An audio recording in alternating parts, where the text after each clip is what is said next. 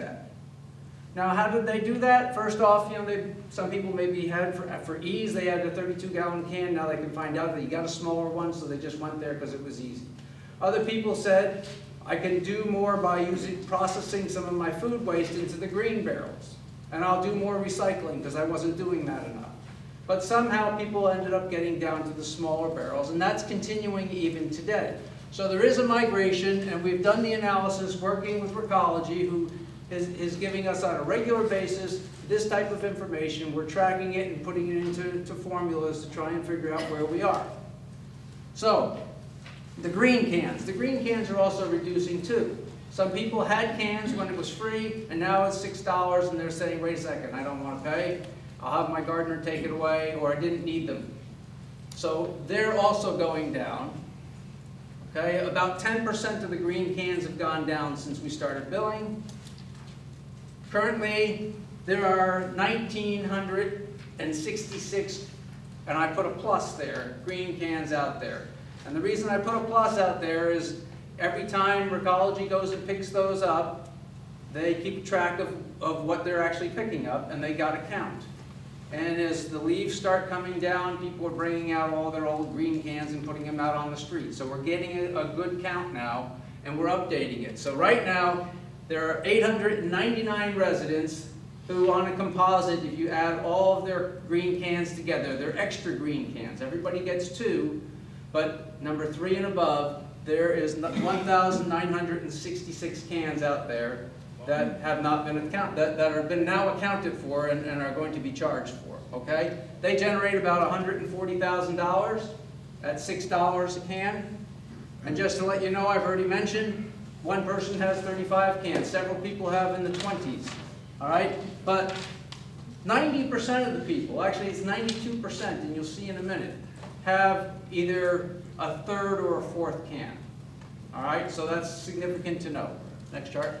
So here is a view on how the migration has gone. So you see we had very few people with the small cans to start with, but it's grown significantly, up 20%. And I've made a projection based on where we're going and how we've treated from July 2010 to 2011 to August to November, and then I made a projection based on the rate increase of how things will continue to move.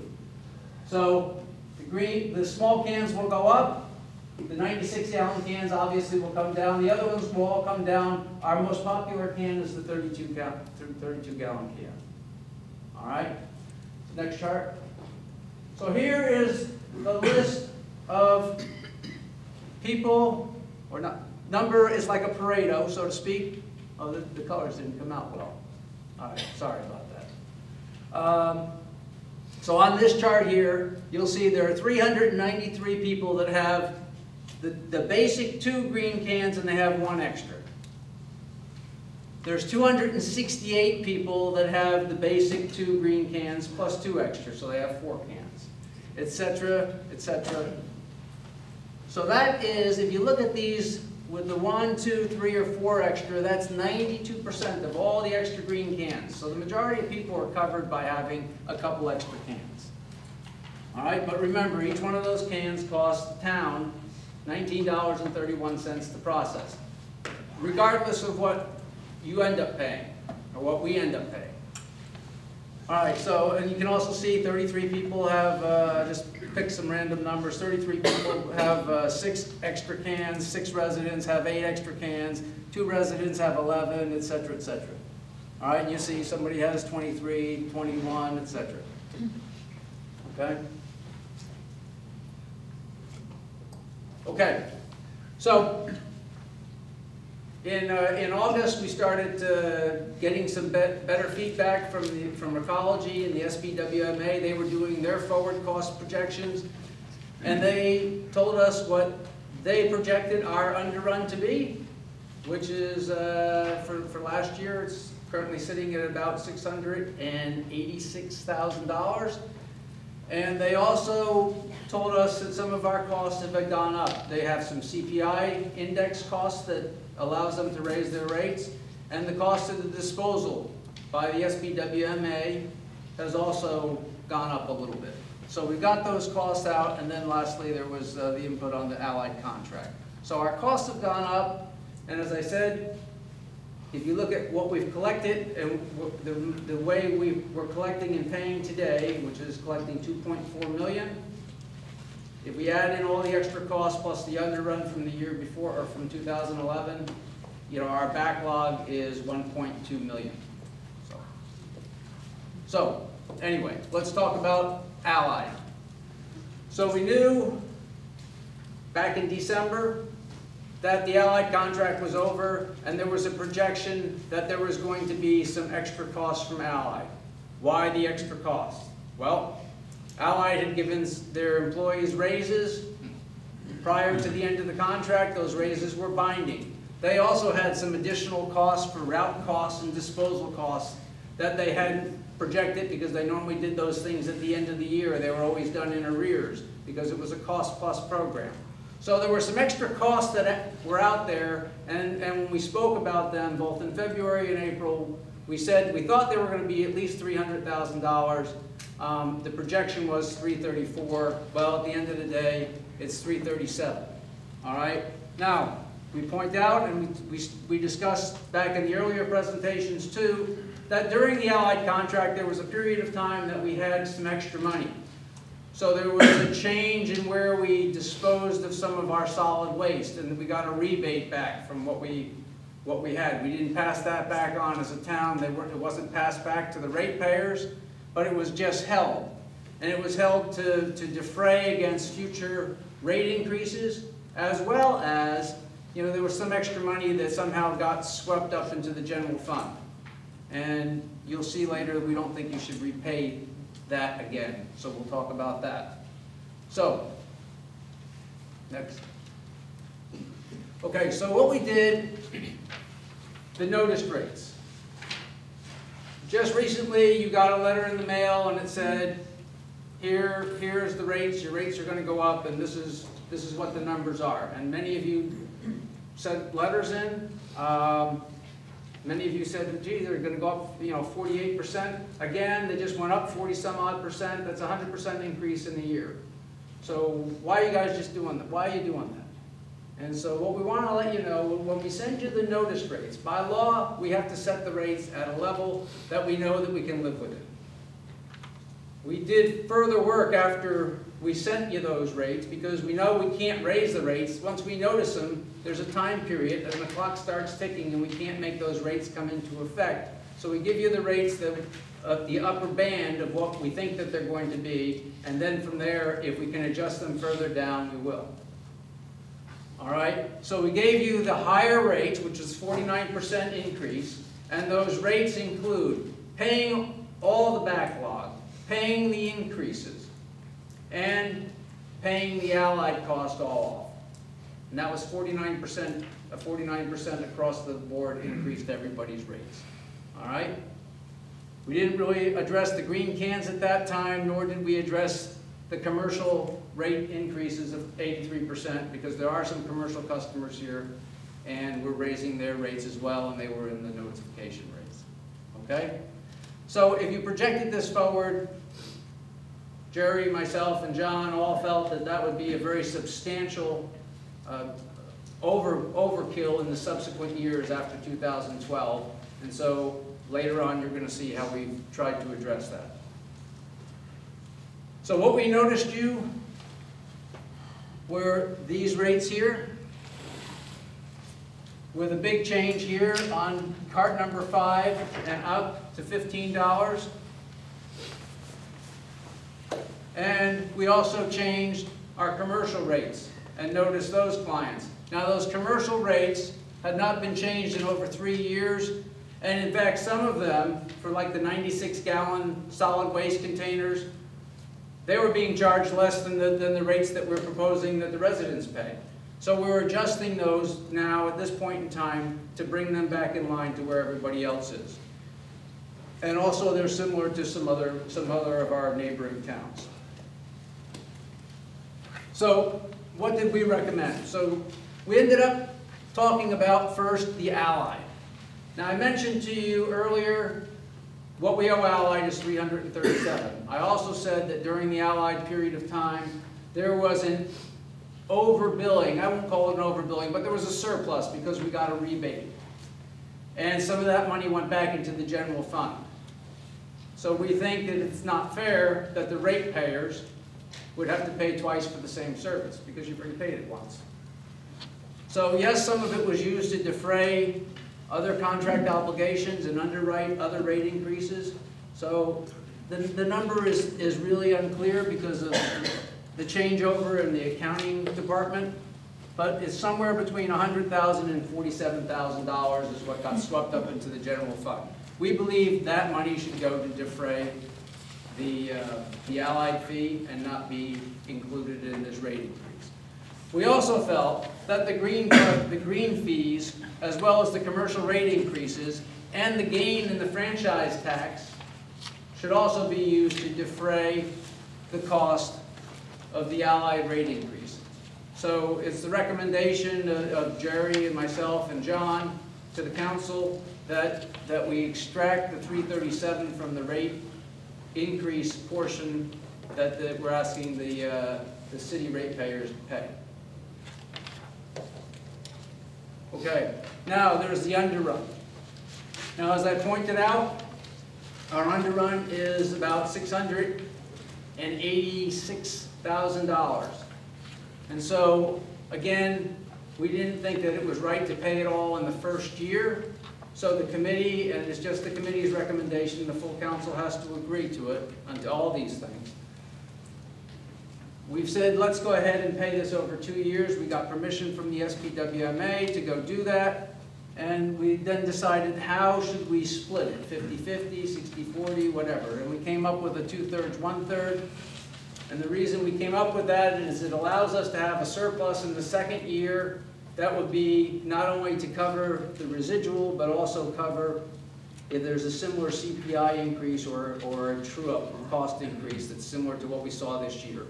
If we did that, we could cover that plus the 33%. So this year we're saying we just pay off 67%, okay, which is $460,000. Then we have the 226 that will carry over to 2013, and that plus any CPI cost increases should keep us even, and then the following year we probably would still be at the same rate. So for this, from our view, holds the rate steady after January for upwards of 3 years. So the committee recommended rates are these: 27.55, 110, and 164. All right, the green cans we leave as noticed because it's really a fairness thing. All right, first off, the lower increase on the green cans is really towards the 92% of the people that we have here in the town, so it covers most of our residents. But really, when somebody's got 35 cans and it costs $19.31 to process each of those, it's really not fair to the residents that don't have 35 cans because somebody else is paying their fees. Commercial rates, we're recommending we go as noticed with the reduction of bringing the 96-gallon rate down to the 164 that's here. So the council has some actions today, and they've got to agree it by, I believe, four votes, right, Bill? Yes. Okay. So we can go with the higher rates that we noticed, but again, we have to recognize that after we pay off all the fees, we'll either have to then have a rate decrease meeting, or we're going to be generating about $1 million or more surplus in 2013. Or we can say, okay, let's go ahead and we agree with you on the Allied rates, but let's pay off all of the underrun in 2012, in which case then these are the rates that will make that happen. Or we can go with both of those committee recommendations and go with the numbers that I just talked about. Or the council can come up with other numbers anywhere in between. They can't be any higher than the numbers up there, and they can be as low as 0, which I think is probably a good recommendation, but that's okay. So, does anybody have any questions on what I've just gone over? So Bill, on the lower rates here, Yeah. these ones here, I mean, is that the, more or less the recommendation of your committee? Our recommendation is we go with these lower rates, and we believe that they'll hold the rates based on the analysis that we've done. They'll hold the rates for 2 to 3 years, yes. All right, any other questions? Yes? Is that for Allied or for Recall? Well, Recology sends the bills out. The Allied portion, Recology and the SBWMA take the money and they have to pay Recology, or they pay with Allied. So the Allied is included in here. So the Allied rates, what we're saying here, will be paid by the city. So the city will pay that portion. And the residents will pay this, which will be essentially paying for the current cost of the pickup plus the underrun that they should have been paying if we had done the rate increase in January. Okay? Smith, you have Bill, does the CPI go both ways? If the elements of CPI go down, do we get a decrease? Well, yes, the federal CPI. It's the federal CPI, so I assume it does. I'd have to go back and reread it, but. And during the December meeting, I did bring up with the SBWMA a question on the CPI, because they were doing this full CPI, and as you know, even though people in Recology and SBWMA are not buying diamond rings, washing machines, and refrigerators every year, but you could probably tell us, Marshall, the CPI goes 2 ways. Yes, in fact, fuel index last year went down about 30%. So Okay, they good. got a cut in their fuel compensation. This year went up about the same, so it does fluctuate and it goes both ways. Okay? So, Bill, Yeah, can I ask- sure. So if you stayed with the higher rate and the city generated the $1 million surplus in 2013, what would the city be able to do with that? I mean, would they be able to do something for the town, or is it for garbage only? Well, I think ethically it should have to be for the garbage. It's held by Ecology. Oh, it's held by the It's held college. by Okay, so that doesn't But- make sense. Yeah, no, but when the other money came back, when the previous finance director was here, Mhm. you know, there was a rebate to the town, and then it got kind of swept up. Got touched up. Yeah. Okay. Okay, any other questions? So, Do you need a motion, Bill? well, just before we do that, I just want to make sure that for all of you are very interested, and we've got lots of letters. I think there were 29 protest letters we need to recognize here. And I think that it may seem that we don't know, you know, we'll keep changing the rates, why don't you guys get your act together? And I just want to say that you know, Jerry and myself and John have spent a lot of time with the people from Ecology and the SBWMA, and we really think we understand all the mechanisms of how this new contract works. And I think we've got down now the migration of the carts and the cost of the carts. And so we really do believe these are pretty good numbers, and we're probably in better shape than most of the other towns, because they're just starting to figure this out. So, You've done an excellent job. so one other question. I guess the question I have is, most things I've had experience with, labor is the driver. And you're talking about processing green cards as being the driver. But frankly, a lot of us were perfectly happy with pickup on the green cards and the recycling every other week. And so are you saying that if we went back to every other week, well, I mean, one thing you could say is the contract doesn't permit that, but another thing you could say is it wouldn't save any money, which I find a little hard to believe. So. Well, I didn't say either. I think I said in actually the last time I presented that is one of the discussions we've had, that we've spoken with Recology about, and the SBWMA of changing to every other week. There's, from a Recology standpoint, that will save about $150,000. because they've already bought the equipment to process our streets. We would have to get the town to agree that everybody will have to stop recycling any food waste in the green carts, because if there's food in there, they have to be picked up every week by health laws. And so there might be a migration back to bigger cans. And then also, of course, there's going to be less trash and less recyclables, so the cost of processing those will be smaller. So all in all, it might be a $250,000 to $300,000 savings, but the whole town has to agree. And there has to be then an effect back to you. I wouldn't agree to change my service levels if I wasn't getting something for it, and I would think that you would be the same.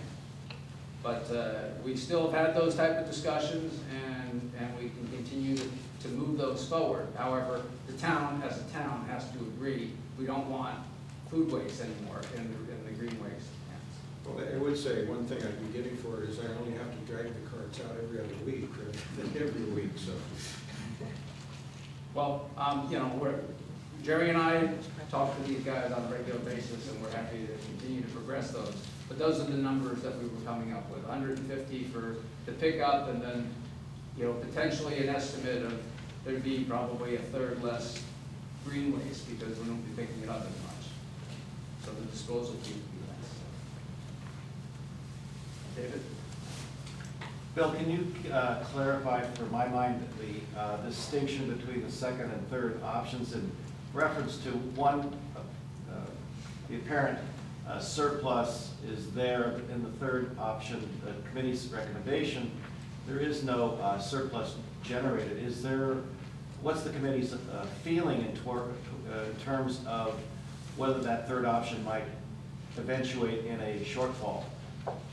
Well, unless the CPI index or the end of contract year 2 true-up has a significant surprise, which I doubt, I don't think it's going to have a significant impact. I think that the rates will be good this year, they'll be good for next year, and I believe that depending on what the CPI index is going to do for year 3, they may hold well into the third year, if not the whole year, because this one generates up at the top, if we do the full thing, is over $1 million. It's 1.2 million without any CPI. And over here, it's 686,000 without any CPI index.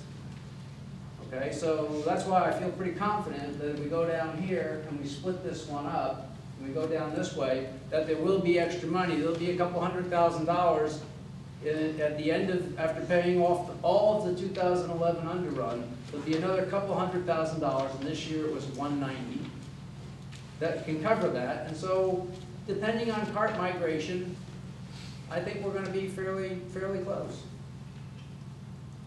I've run it through a number of algorithms, and I'm pretty comfortable with it. But you know, I don't know if you knew this, but we had a power outage tonight. And I think that there's a number of people, it just came off at 7:30, so there's a number of people that couldn't see your presentation, so I just want you to be aware of that. okay. 750 houses were out, so I thought there'd be more people here. Well, we did put this, it's going to be posted on the web, and if the neighborhood group wants us to come and go over it with them, I'm more than happy to do I it. appreciate everybody's work, and I'm just naive at this, but has there ever been any talk about just, you don't want to pay anymore, can you? Is that not even in the cards? I mean, it's going up, I'm a builder. My costs haven't gone up in 2 or 3 years. Why is ecology costs going up? I mean, I go to the dump, my employees do, and the costs have gone up 30 or 40% per year. I don't get it. Well, I just don't get it. I know you guys have done a hell of a lot of work, and I really appreciate it. I'm sorry, folks, I just don't get it. well, I think part of the, if I can just take 2 seconds to give you. You don't have to, because we've already done all this, so yeah, I know, but I'm late. I'll give you a quick explanation. So when we changed to Recology, when the new contract was let, Yeah. and actually everybody had a bid, everybody bid a contract that would have certain criteria, and those criteria that were laid out by the 12 towns was that they wanted to have automatic cart pickups, so take the labor out. They wanted to have an automatic recycling distribution center for the collection and separation of the different refuge. And if you go up there to San Carlos and see the facility, you'll see it's a tremendous overhead capital investment that is there, and it's servicing just a fixed group. So that total cost is there, and if the work is there or not, the overhead goes up and down based on the work that goes through it. And so, you know, the foundation for this base cost, which once we get on top of, will kind of level out, was all built back in 2008 when people were planning this new contract. And so okay, yeah. I think that we probably need to have a motion on picking one of these rates. Well, I'll make the motion that we support the subcommittee and that we go with the rates that the subcommittee recommended. Option 3. Option 3. Second. All in favor? Hold on. So we have a record, can we use microphones? Sure. So we don't. I'll make a motion. Don't you have public comments on this? I'll make a motion that we accept item 3 as it was portrayed here by Council Member Bill Whitmer, and also recommended by the subcommittee, and that item 3 is the one which has the lowest cost for the residents. So I had a second. But let's make sure that the public has an opportunity to comment. You have an opportunity to ask questions. The question is, anybody want to stand up and protest or anything like that? So, I thought we already had the public. well, I want to make sure it's clear, because Councilmember Whitmer said, does anybody have any questions? They didn't want to take comments or objections or anything like that. Okay, are there any comments, questions, or objections? Now we're clear. All right, seeing none, I'll again make the motion, and it was already second. All in favor? Motion passed. Put this all back together.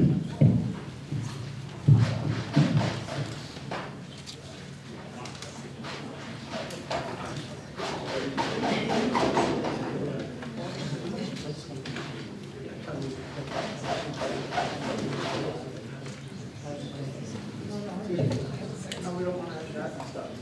Good job.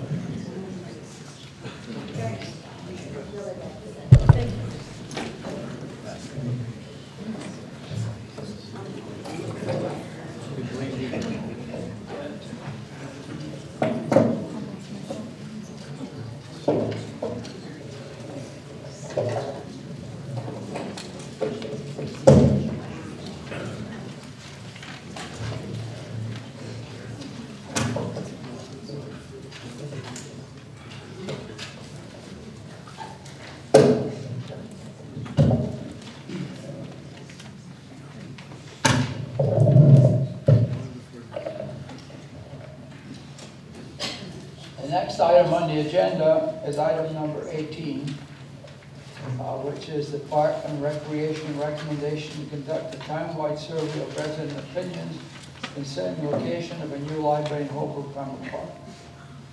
I would point out that on an amendment at the last council meeting with Councilmember Carlson, this was actually voted on, but because it was not made public, it had to be put on the agenda. So at this point, I would ask the council if they have any comments.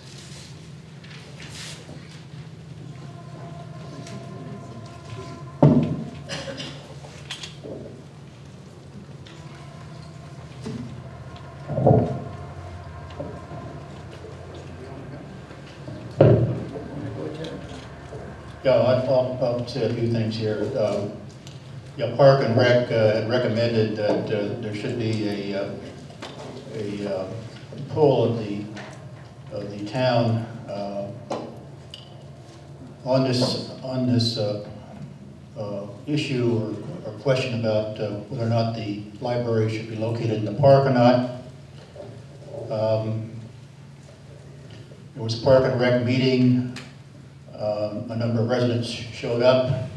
There was a record made by the Public Works Director of the public comments.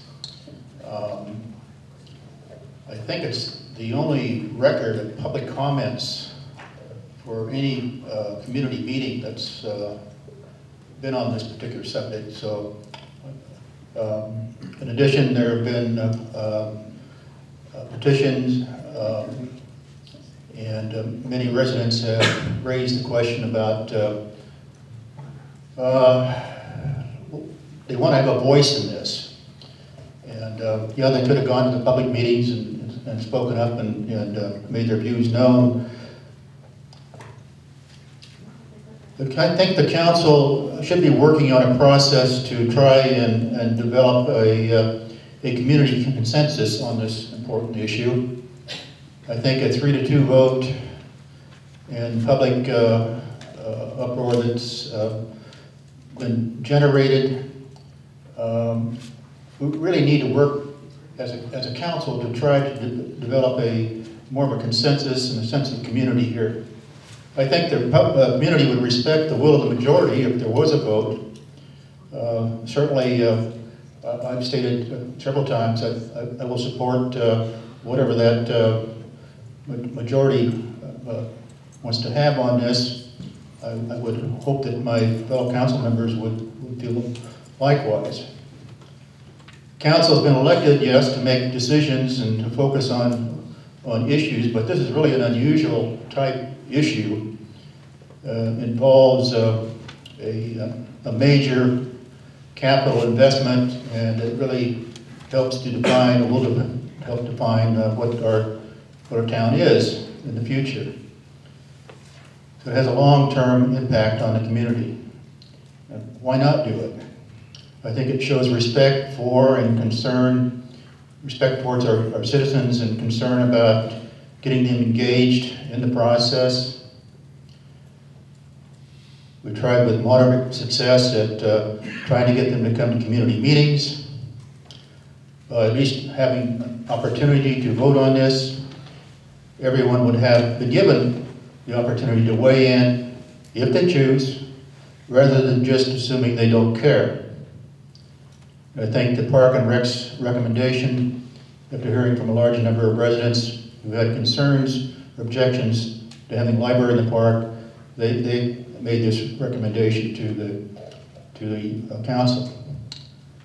I'm concerned that if a voluntary or a council-initiated type poll is not forthcoming, that there could be, and I don't know this for sure, but there could be a citizens' grassroots effort that could result in a more binding resolution that would have to be voted on. And first of all, I have to get about 750 signatures of residents that put it on a ballot, and whatever the outcome of that particular vote might be, I don't know what the cost of that would be to the town to hold a formal election like that. There certainly would be a cost in the poll, but I think the formal election would be more costly. But the thing about that is that if it went that far, and I hope it doesn't go that far, I think it could become more divisive. So again, I think this could be a healing step, and I think that, as I said earlier, I think most residents would accept the will of the majority on something like this. So I just offer those comments as, I think that's all I'll say right now. Elizabeth? I'd like to hear from other council members first.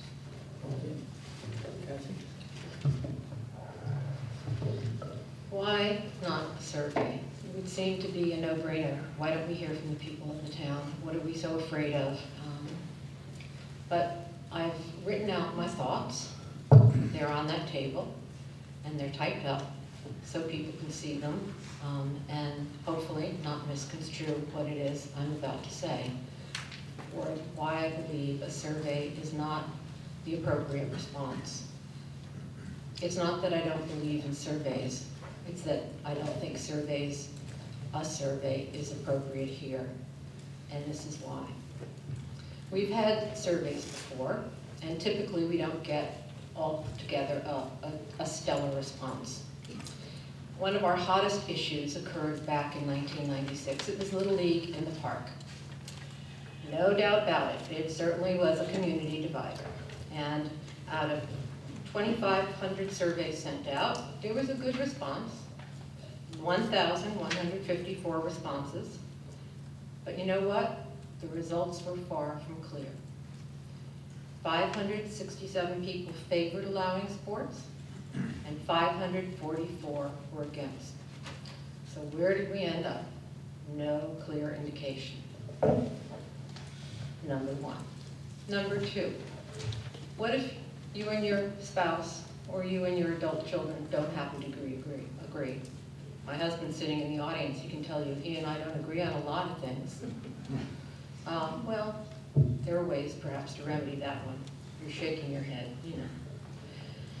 3, without a clear understanding of the complex issues, and there are so many of them here, seismic, environmental, we have a possible historic structure with regard to our existing library, solar, trees, noise, vibration from the existing and potentially future trains, traffic, parking, synergy with other activities, the financial, space, other costs of the wedding and social events in the park, state of the existing structure. How many people have even looked at this library? Potential needs and responses to those changing needs. We talked about e-books and Kindles and online needs, size of the library, and design considerations, an understanding of where the available funds are coming from. People still seem to refer to these as tax dollars, which is not altogether wrong, but it's not altogether the story either. These are donor city funds, as they're referred to.